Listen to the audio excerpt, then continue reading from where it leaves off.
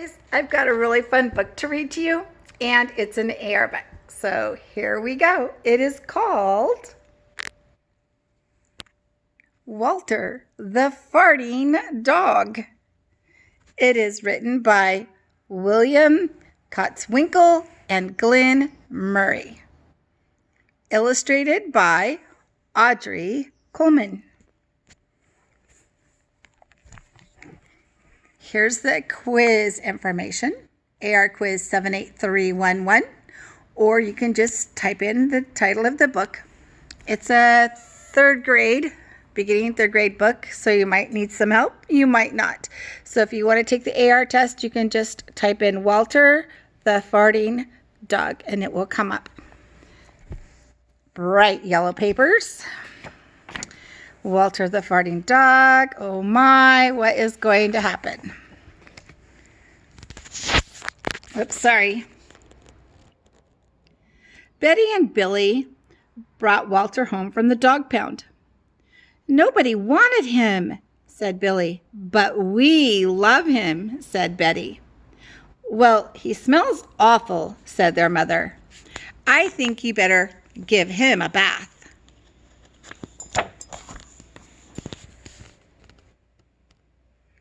Mother walked in and said, "Oh, he still smells awful." And that's when they got the first clue. The telltale bubbles in the water. He's probably just a little nervous, said Mother, hopefully. His stomach must be upset. But Walter's stomach wasn't upset. Walter's stomach was fine. He felt perfectly normal. He just farted a lot.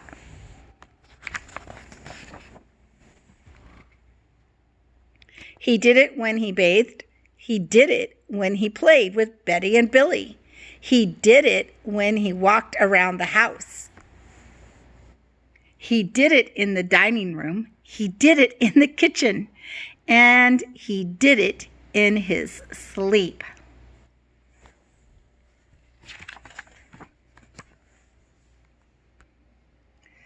That dog farts morning, noon, and night, said Father. He can't help it, Daddy, said Betty and Billy. They didn't mind Walter's farts. So what if he farts? Billy said to Betty when they were alone in their room with Walter. Betty agreed. Walter agreed too. He sat there looking innocently around, farting. Take him to the vet, said Father. Farting, said the vet, or rectal flatulence, as we say in the medical profession, and he prescribed a change in Walter's diet. They gave Walter every kind of dog food and he farted. They tried him on cat food. They gave him hot dogs, hamburgers, and lettuce and tomato sandwiches. They gave him fried chicken. They gave him rabbit food. They made him a vegetarian. No matter what that dog eats, he turns it into farts, said Father.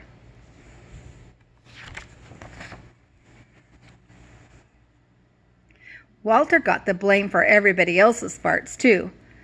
If Uncle Irv let one slip, he just went around and stood near Walter.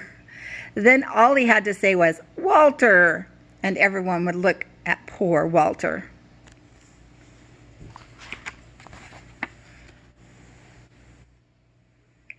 He has to go back to the pound, said Father. No, Daddy, please, begged Betty and Billy. Don't send Walter away. He goes tomorrow, said Father. Oh, they pleaded. Walter farted. It was all over.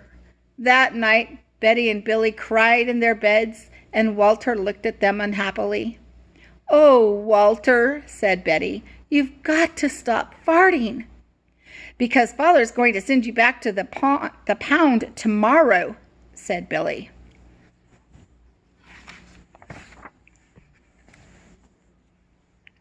Walter knew how serious the situation was. He'd never see Betty and Billy again. He resolved to hold in his farts forever. When Betty and Billy fell asleep, he walked down to the kitchen to see if there was anything around to eat. He managed to open the cupboard door with his nose, and he found the 25-pound bag of low fart dog biscuits the vet had prescribed for him, which had made him fart even more. Even though he knew they made him fart more, he couldn't resist. He ate the entire bag. "Wow, very tasty," said Walter to himself.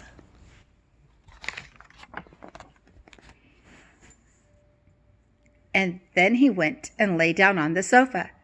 A gigantic gas bubble began to build inside him. "Oh, this is going to be terrible," he said to himself nervously. He was afraid of what might happen if he let it go. He thought maybe the house would explode. So he kept it in. It wasn't easy. In fact, it was torture. But he had resolved never to fart again. His future depended on it. As he lay there with his tail wrapped tightly between his legs, he heard a noise at the window.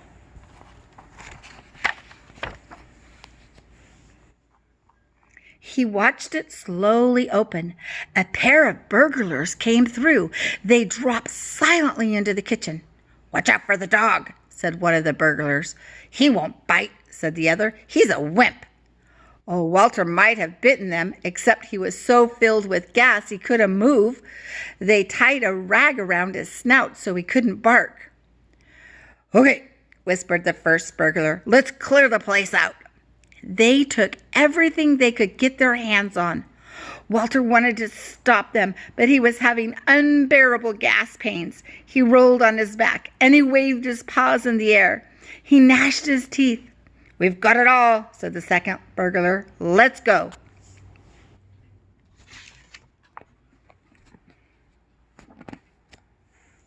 That's when Walter let it fly. It was the worst fart of his life. It made a tremendous noise and shot him across the room. A hideous cloud filled the air. The burglars clutched their throats, unable to breathe. With tears in their eyes, they raced for the window. They tried to grab their bag with all the valuables in it, but their arms were too weak. "Let's get out of here!" They jumped out the window and ran up the block, choking and gasping for air. Still blinded by Walter's attack, they stepped into the headlights of an approaching police car. "Hold it right there," said the policeman.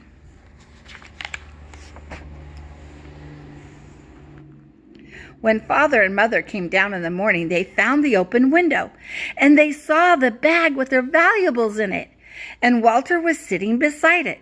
He still had the rag tied around his snout. You have to say he looked heroic.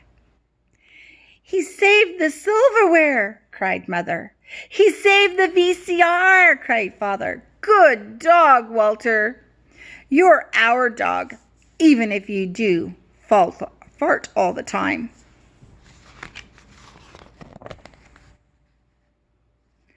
And so the family learned to live with Walter, the hero dog. And that's the end of our tale. Pretty funny book. So remember, you can take the AR test, Walter the Farting Dog.